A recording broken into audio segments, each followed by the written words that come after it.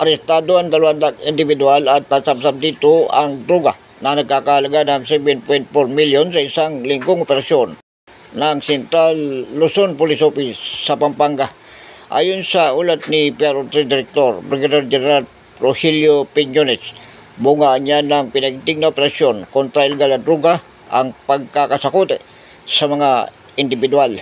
Hunyo 22 hanggang Hunyo 28, umaabot sa 185 individual ang nadakip ng kanyang mga tauhan sa Central Luzon. Maliban dito, na aresto rin ang 142 wanted person, kasama na ang 28 most wanted sa iba't ibang uri ng kaso.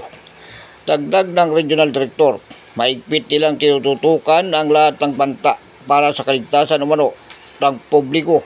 Hinikayat din ito ang publiko na tumawag sa 911 hotline sakaling may emergency o krimen sa kanilang lugar para sa 5 minutes response.